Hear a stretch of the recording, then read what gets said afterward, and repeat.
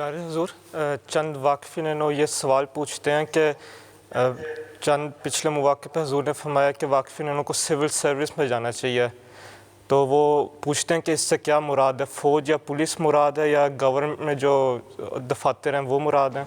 बात ये है कि जिसको यही नहीं पता कि सिविल सर्विस क्या है उसने जाना कहाँ है। ये तो तुम लोगों को गाइड करना चाहिए ना। वक्फ़े 9 के जो दफ्तर में बैठे हैं, इंचार्ज बने बैठे हो तुम लोग, मौलाना साहब, आप लोगों को बताना चाहिए कि सिविल सर्विस से मुराद ही पब्लिक सर्विस है।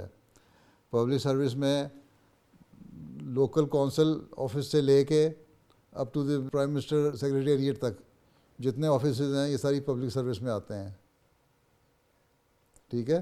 और इसमें आर्म फोर्सेस सर्विसेज भी हैं और उसमें भी जा सकते हैं, नेवी में या एयरफोर्स में। लेकिन उसके लिए मैंने नहीं कहा, पब्लिक सर्विस में जाने का यही फ़ायदा है कि आपका एक्सपोजर ज़्यादा से ज़्यादा हो जाता है पॉलिटिशियंस के साथ, और जो पॉलिसी है मुल्क की उसका भी पता लग जाता है आपको।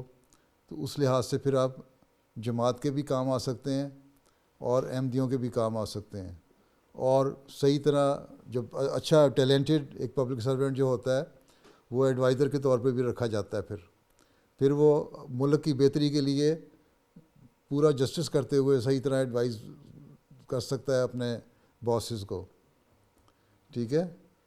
और सही तरह ऑनेस्टली काम कर सकता है, पब्लिक में जस्टिस कर सकता है जहाँ जहाँ देखे नुक्स है। इसलिए मैंने कहा था public service council level to prime ministers house level, secretariat level, हर जगह जहाँ जहाँ जस्टिस का जितना पोटेंशियल, जितना टैलेंट है उसके हिसाब से उसको सर्विस मिल जाएगी, ये मैंने कहा था।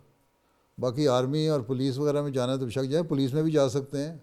पुलिस में भी लॉ इन्फोर्सिंग एजेंसीज के साथ काम करने के लिए बड़ा ज़रूरी है, ठीक है जी हुजूर।